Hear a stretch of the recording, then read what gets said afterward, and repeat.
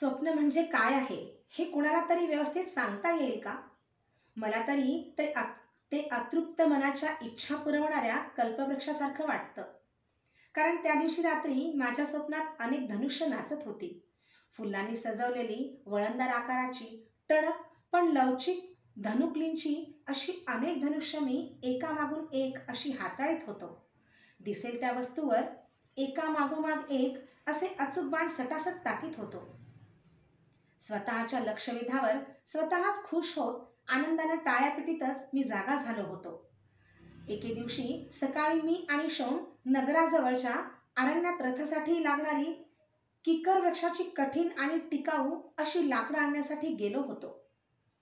शोण तर त्या दिवशी फारच आनंदात होता. अरण्यात फिरायला मिळणं ही त्याच्या दृष्टीनं फारच भाग्याची गोष्ट. तिथल्या अनेक पक्ष्यांचे निरनिराळे मंजुळ आवाज, झाडांच्या फांद्यांची एकमेकांवर घासून होणारी करकर, झऱ्यांची नाजूक खळखळ, प्रचंड वृक्षांच्या आधारानं वर चढणाऱ्या वेलींची अविरत सळसळ या सगळ्यांबद्दल त्याला एक वेगळंच आकर्षण होतं. त्याचं वर्णन न थकता तो घटका करी.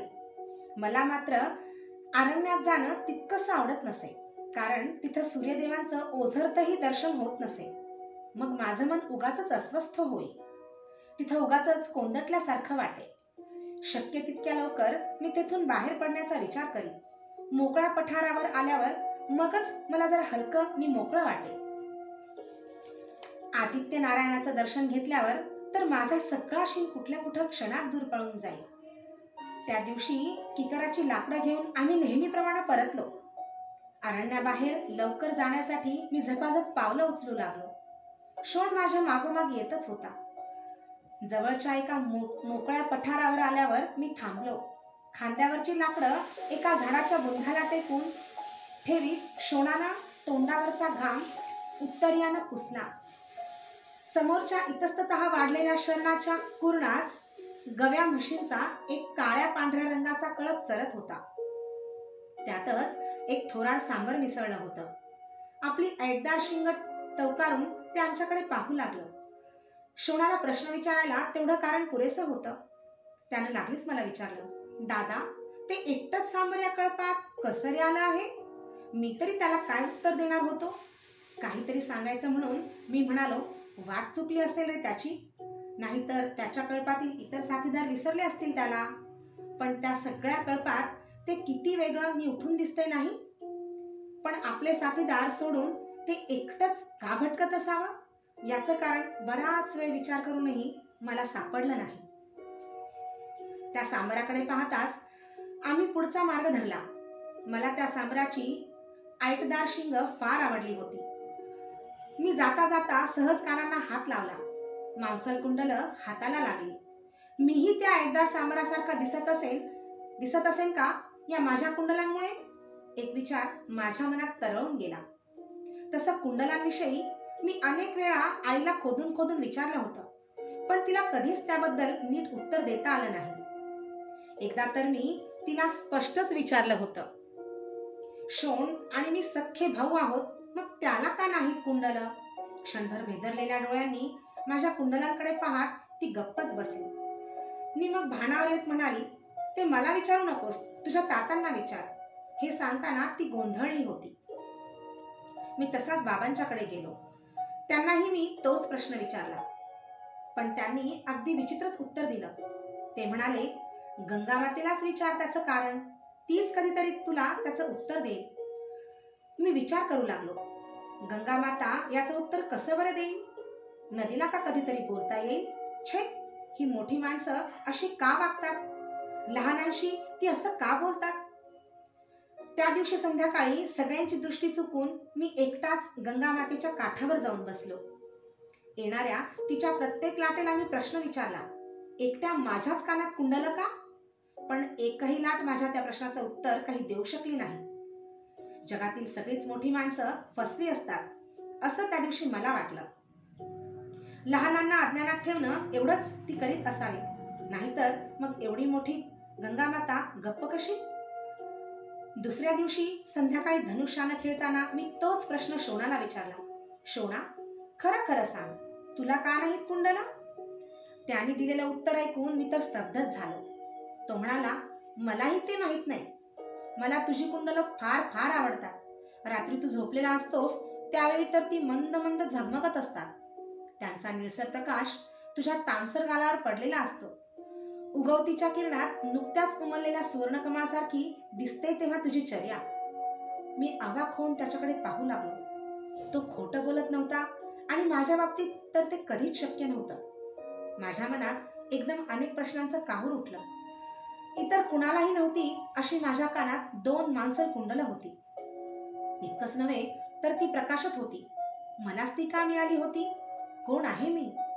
शोणाचे दोन्ही खांदे गदागदा हलवीत मी त्याला कळवळून विचारलं, शोण, कोण आहे मी? माझ्या डुलणाऱ्या कुंडलांकडे शांतपणे डोळाभर पाहत तो निरागसपणे म्हणाला, माझा मोठा भाऊ वसुदादा. त्याचे खांदे मी तसेच झटकून दिले. त्याच्या उत्तरानं माझं समाधान झालं नव्हतं. मी समोर पाहिलं. सूर्यनारायण आपल्या असंख्य कुंचल्यांनी आकाशाचं छत नानाविध रंगानं रंगवीत अदृश्य होत होतं आणि माझ्या मनात कुंडलांचं कुतूहल दाटत होतं. त्या रात्री काही केल्या मला झोप येईना. कुतूहल हे अवघड घोड्यासारखं असतं. संयमाचे कितीही वेग लावले तरी ते धावतच सुटतं. या कुशीवरून त्या कुशीवर असा सारखा मी तळमळत होतो. एकच एक प्रश्न पुन्हा पुन्हा सारखा माझ्या डोळ्यांसमोर नाचू लागला. माझ्या कानातच तेवढी कुंडलं का? रात्री ती चमकतात म्हणे. कशी चमकतात ती? का चमकतात? तसाच ताडकन उठून अंथरुणावर बसलो. डोळ्यांची बुब्बुळं कानाच्या कोपऱ्यांपर्यंत खेचून खरोखरच कुंडलं चमकतात काय हे पाहण्याचा व्यर्थ प्रयत्न करू लागलो. काही केल्या कान डोळ्याच्या कक्षेत येईनात. अस्वस्थ झालो. आपले कान आपणाला कसे दिसतील याचा बराच वेळ विचार केला. मला काहीच सुचेना.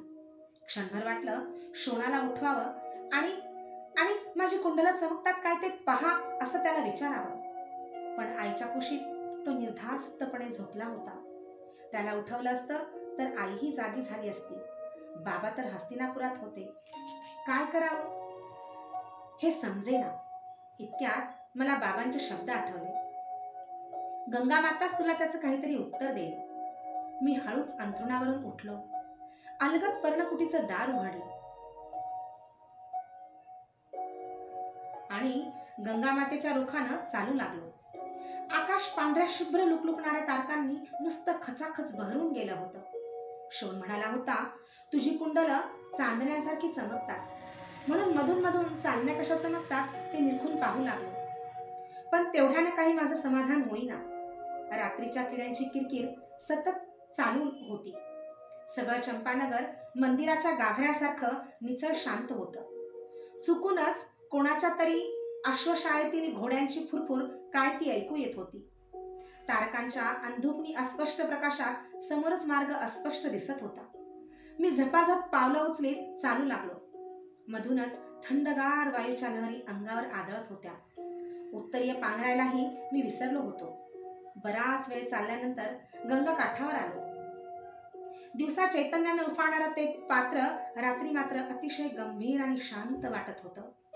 दिवसा आकाशाला भिडलेलं दिसणारं ते विशाल पात्र अंधाराच्या साम्राज्यात पार मिसळून गेलं होतं. केवळ किनाऱ्यावरच्या खडकावर नि वाळूवर आदळणाऱ्या अविरत लाटांची लपलप तेवढी ऐकू येत होती.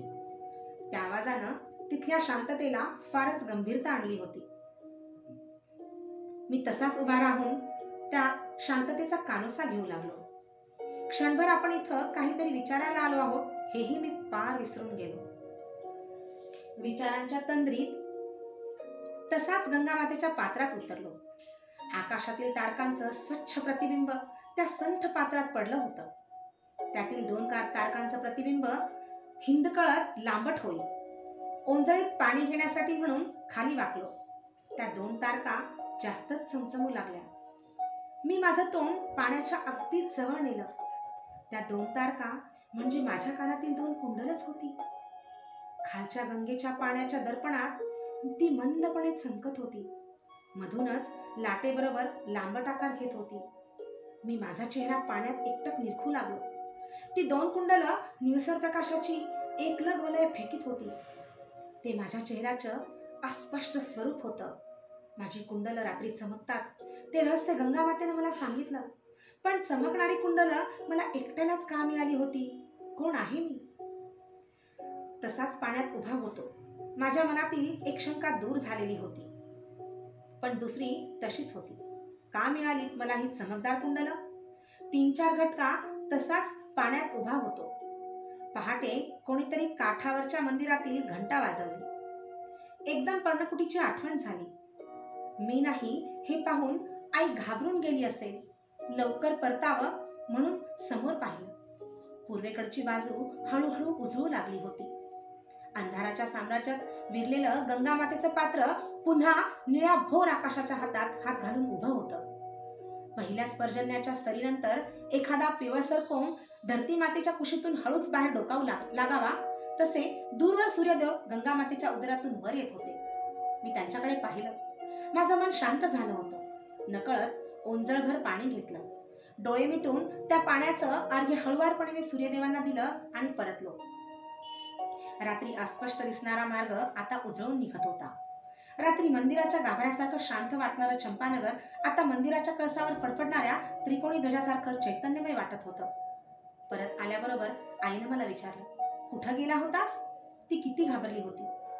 गंगामातेच्या काठावर. तू नाहीस, पण तिनं दाखवलं मला माझ्या कानातील कुंडलं कशी चमकतात ते. अतिशय भेदरलेल्या दृष्टीनं तिनं माझ्याकडे पाहिलं. मधून मधून ती माझ्याकडे अशाच विचित्र दृष्टीनं पाहत असे. ती मला आणखी काहीतरी विचारणार होती. ते टाळण्यासाठी मी लागलीच बाहेर आलो. आमच्या पर्णकुटीसमोर एक मोठा वटवृक्ष होता. वृक्ष कसला? अनेक रंगांच्या, अनेक आवाज काढणाऱ्या पक्ष्यांनी अधिकारानं वसाहत केलेलं ते एक छोटंसं पक्षीनगरच होतं. ग्रीष्मात तो वृक्ष लहान लहान तांबड्या फळांनी डवरून जाई. त्यावेळी तो लुकलुकणाऱ्या असंख्य तारकांनी बहरून गेलेल्या आकाशासारखाच दिसे. त्याच्यावरचे पक्षी त्यावेळी फारच आनंदात असत. निरनिराळे आवाज काढून आपला आनंद ते ऐकताना बोलून दाखवित असावे. त्यांचा तो किलबिलाट मी स्वतःला विसरून घटकान घटका कान देऊन ऐकत असे. मला वाटे आपणही या वृक्षासारखं व्हावं. आपल्या अंगावरची सगळी फळं पक्ष्यांनी खावी. कोणत्याही वृक्षावर न बसणारा सर्वश्रेष्ठ पक्षीराज गरुड सुद्धा माझ्याकडेच यावा. सळसळणाऱ्या जिवंत सर्पाशिवाय काही न खाणाऱ्या त्या पक्षीराजानं प्रथम मोठ्या आयटीनं म्हणावं, छी, असली लिबलिबीत फळं खाण्यासाठी माझा जन्म नाही. मी माझ्या हिरव्या गार पानांचे हात जोडून त्याला वंदन करून म्हणावं, फळं नको खाऊ पक्षीराज, पण विश्रांतीसाठी तरी जरा थांबशील की नाही. थोडा वेळ त्यानं थांबावं आणि भरकन उंच भरारी मारण्यापूर्वी जाता जाता माझ्या अंगावर एक फळ त्यानं हळूच टिपावं. पक्षीराजाच्या त्या पराभवावर आनंदित होऊन मी माझ्या पानांच्या असंख्य हातांनी टाळ्या पिटाव्यात. अंगावरच्या उत्तरीयाच्या वेली करून त्या आनंदातिशयानं अवकाशात उडवाव्यात. मी त्या वृक्षाकडे पाहत होतो. त्याचा आकार गदेसारखा होता. वर फांद्यांचा गोलाकार घेर आणि खाली बुंध्यांचा बळकट दंड. इतक्यात खा असा कसला तरी आवाज झाला म्हणून तिकडे पाहिलं. भगदत्त नावाचा आमचा शेजारी राहणारा एक सारथी आपल्या हातातील आसूडाचे फटकारे काढीत येत होता. मी त्याच्याकडे आश्चर्याने पाहिलं. हातातील आसूड मानेभोवती लपेटीत तो म्हणाला, काय वसू, काय पाहतो आहेस? काही नाही, पक्षी पाहतो आहे, मी उत्तर दिलं. या वटवृक्षावर कसले पाहतोस पक्षी? पक्षी पाहायचे असतील तर अरण्यात अशोकाच्या वृक्षाजवळ जायला पाहिजे. या वटवृक्षावर कावळेच जास्त असतात. ही लिबलिबीत फळं खाण्यासाठी ते जमतात. हातातील आसुडांच्या दंडानं खाली पडलेली काही फळं उडवीत तो म्हणाला, कावळे? होय भारद्वाज, शेण, कोकिळ असले पक्षी चुकूनच असाव्याचे इथं. एखादा कोकिळ असतो, तोही कोकिळेच्या धूर्तपणामुळे. कसला धूर्तपणा? मी त्याला कुतूहलानं विचारलं. अरे, कोकिळ आपलं अंड कावळी नसताना हळूच तिच्या घरट्यात नेऊन ठेवते. अंड्याचा रंग आणि आकार कावळीच्या अंड्यासारखाच असतो. त्यामुळे कावळीला आपल्या घरट्यात दुसऱ्या कोणाचं तरी अंड असावं याची शंकाच नाही येत. मग कावळी कोकिळेचं अंड उभविते आणि मग सप्तस्वरात ताना मारून आसमंत भारून टाकणारा एक कोकिळ कावळीच्या घरट्यात आपसूक वाढू लागतो. त्यानं आसूड मानेभोवती लपेटला. कोकिळ नी कावळीच्या घरट्यात? मी विचार करू लागलो, कसं शक्य आहे ते? भगदत्ताची कल्पना खोटी नसेल कशावरून? आणि क्षणभर तो म्हणतो ते खरंही मानलं तरी कुठं बिघडलं? कावळीच्या घरट्यात कोकीळ वाढतही असेल, पण तो काही कावळा म्हणून तर वाढत नाही. वसंत ऋतूचा योग्य काळ येताच त्याची सप्तस्वरातील तान इतर पक्ष्यांना गरजून सांगते की मी कोकीळ आहे, मी कोकीळ आहे. एके दिवशी नगरातील सगळी मुलं एकत्र जमून नगराबाहेर पठारावर खेळत होती. राजसभेचा खेळ खेळण्याची कल्पना कोणीतरी काढली होती. खरंच मुलं म्हणजे प्रतिसृष्टी निर्माण करणारी ऋषीच नसतात का? त्या दिवशी सगळ्यांनी राजसभेचा थाट उभा केला होता. जे जे दणकट होते ते सभेतील कोषपाल, अश्वपाल, सेनापती, अमात्य, सचिव असे बहुमान स्वतःच पटकावून बसले होते. सभेची ही माहिती त्यांनी कशी काढली होती हे एक मोठं आश्चर्य होतं. मध्येच एक उभट असा मोठा पाषाण होता. त्यांनी राजसिंहासन ठरवलं होतं. त्यांच्यामध्ये सेनापती झालेल्या शोणाला मी परत बोलावून आणण्यासाठी चाललो होतो, कारण बाबा त्यावेळी नुकतेच हस्तिनापुराहून गावी आले होते. आल्याबरोबर त्यांनी मला एक अत्यंत आनंदाची वार्ता सांगितली. परत जाताना ते मला आपल्याबरोबर हस्तिनापूरला नेणार होते. तिथं द्रोण नावाचे एक अत्यंत युद्धकुशल आणि विद्वान गुरुदेव आहेत असं त्यांनी मला सांगितलं. त्यांच्या हाताखाली ते मलाही युद्धविद्येचं शिक्षण घेण्यासाठी ठेवणार होते. ती वार्ता ऐकताच मला एकदम शोणाची आठवण झाली, पण तो पर्णकुटीत नव्हता. त्याला समजुतीनं ही वार्ता सांगायची असं मी ठरवलं होतं, कारण त्या वार्तेनं तो आईबाबांच्या जवळ हस्तिनापुराला स्वतःही जाण्याबाबत हट्ट धरील अशी भीती होती. त्याची समजूत काढताना आम्हा सर्वांनाच अवघड जाणार होतं. मी पठारावर आलो तसा सर्व मुलांनी एकदम मोठ्यानं गलका केला. वसूला बोलवा, वसूला बोलवा. शोणानं तर आनंदानं हात उंचावून मला हाक घातली. वसुदादा लवकर ये. मी झपाझप चालत त्यांच्याकडे गेलो. मी गेल्याबरोबर सर्वांनी मला गरडा घातला. सगळे एकदम मोठ्यानं ओरडू लागले. त्यामुळे ते काय म्हणतायत हे मला चटकन समजेना. राजा, वसू, कुंडल, सेनापती विचित्र सरमिसळ होतं. शब्द गरगरत कानांवर आदळू लागले. दोन्ही हात उंचावून शेवटी मी ओरडलो, सगळे गप्प बसा बघू. आणि मग लागलीच सगळे शांत झाले. आम्ही सर्वांनी राजसभा तयार केली आहे. एकटा राजाच तेवढा आम्हाला योग्यसा मिळत नव्हता. तुझ्या कुंडलांमुळे आम्ही तुलाच राजा करायचं ठरवलं आहे. सर्वांच्या वतीने ब्रह्मदत्त म्हणाला. सर्वांनी एकदम ओरडून त्याला प्रतिसाद दिला. अरे, पण मी शोणाला बोलावून न्यायला आलो आहे, मी म्हणालो. शोण नव्हे, सेनापती. आणि सेनापतींना बोलवायला महाराजांनी जायचं नसतं. आम्हा सेवकांना तशी आज्ञा करायची असते. बहुतेक उगाच खट्याळपणे म्हणाला. बाहुकेत उगाच खट्याळपणे म्हणाला. आणि आपण, हो सेनापती, आपण महाराजांना अशी नावानं हाक मारायची असते का? म्हणे, अरे वसू इकडे ये. सेनापतीच नियम म्हणू लागले तर मग सेनेनं काय करावं? अमात्य झालेल्या ब्रह्मदत्तानं शोणला दटावणी दिली. मी आढेवेढे घेत असतानाच त्यांनी मला दंडाला धरून सरळ त्या काळ्या पाषाणावर नेऊन बसवलं. अत्यंत आदरानं वाकत ब्रह्मदत्त म्हणाला, चंपा नगराधिपती वसुसेन महाराजांचा. सर्वांनी आनंदातिशयानं त्याला प्रतिसाद दिला. विजय असो. सगळे खाली बसले. माझी आता सुटका होणं शक्यच नव्हतं, म्हणून मीही राजाच्या ऐटीत म्हणालो, अमात्य, सभेचं कामकाज सभेपुढं सादर करण्यास अनुज्ञा आहे. असं आमचं बोलणं चाललं आहे. इतक्यात शेजारी चरणाऱ्या गुरातील एक धिप्पाड खोंड जय जयकाराच्या मोठ्या आवाजानं बिथरून गेलं. आपली गोंडेदार शेपटी त्यानं ताठ उंच केली. कानांनी आवाजाचा वेध घेतला. फुसकारत नाकपुड्या विस्फारल्या आणि शिंग रोखून तो सरळ आम्ही बसलो होतो त्या दिशेनं कानात वारा भरल्यासारखा धावून येऊ लागला. ब्रह्मदत्तानं त्याचं ते अकराळ विक्राळ स्वरूप पाहिलं आणि बेदरून जीव घेऊन स्वैरपणे पळता पळता हात उंचावून तो ओरडला, सेनापती महाराज, पळा पळा, राज्यावर संकट. पावसाचं पाणी जमिनीवर पडल्याबरोबर जसं क्षणभरातच पाणतं, तसं सगळे क्षणात कुठल्या कुठं पसार झाले. शोण माझ्या जवळ येऊन पळून जाण्यासाठी मला हाताला धरून ओढू लागला. मी झटकन त्या पाषाणावर ताठ उभा राहिलो. शोणाला वर घेऊन माझ्या मागं त्याला उभं केलं. झंझावातासारखा तो खोंड आमच्या दिशेने येऊ लागला. त्याचे डोळे गरगर फिरत होते. समोर दिसेल त्या वस्तूला धडक मारून तिच्या ठिकऱ्या ठिकऱ्या उडवण्यासाठी त्याच्या मस्तकातील नस न नस उत्तावळी झाली असावी. त्याच्या तोंडातून लाळेची लपलपीत धार लोंबत होती. मध्येच ती किरणात चमकत होती. पाषाणा समोर आल्याबरोबर तो थोडा वेळ थांबला.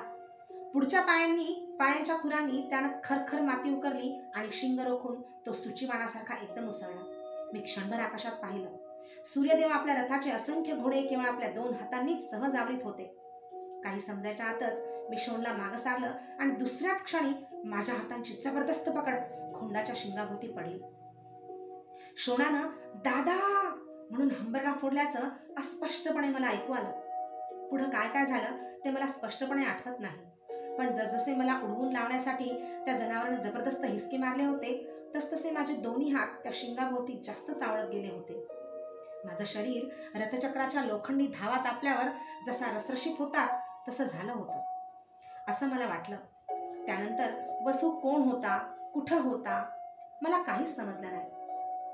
जागा झालो त्यावेळी मी त्याच पठारावर होतो, पण माझं डोकं आईच्या मांडीवर होतं. जवळच बाबा उभे होते. त्यांनी हातात त्या खोंडाचे वेग धरले होते. मगाशी डोळे विस्फारून उधळणारा तो खोंड आता दमून धापा टाकीत उभा होता. त्याच्या तोंडातून फेस येत असावा. माझ्या डोक्याजवळ शोण उभा होता. एकटक तो माझ्याकडे पाहू लागला. मी डोळे उघडताच त्याच्या मुखावर हास्याची एक लकीर चमकून गेली. मी आजूबाजूला पाहिलं. मगाच्या खेळातील ब्रह्मदत्त, वीरबाहू आणि त्याच्या सोबती पुन्हा सभोवती जमले होते. मला एकदम राजसभेची आठवण झाली आणि क्षणापूर्वी आपल्या अंगात एक कसली तरी सप्तशक्ती होती असं वाटू लागलं. क्षणात ती शक्ती कुठेतरी निघून गेली होती. मला अतिशय थकल्यासारखं वाटू लागलं होतं, पण माझं अंग कुठेही ठणकत नव्हतं. मी झटकन उठून बसलो. आपणाला कुठंतरी लागलं असेल म्हणून मी माझ्या शरीराकडे पाहिलं. अंगावर कुठेही एक साधा ओरखडा सुद्धा नव्हता. मी उठून उभा राहिलो. बाबांजवळ जात त्यांच्या हातातील वेग हातात घेतले. त्या धावणाऱ्या खोंडाच्या पाठीवर एक सणसणीत थाप मारली. त्याचं कातडं भीतीनं थरथरलं. आपली शेपटी आत ओढीत तो माझ्यापासून झटकन दूर झाला. शेजारीच त्या खोंडाचा गोपाल उभा होता. त्याच्या हातात मी त्या खोंडाचे वेग दिले. तो गोपाल डोळे फाडून माझ्याकडे पाहत आपला खोंड घेऊन निघून गेला. राजसभा ही संपली.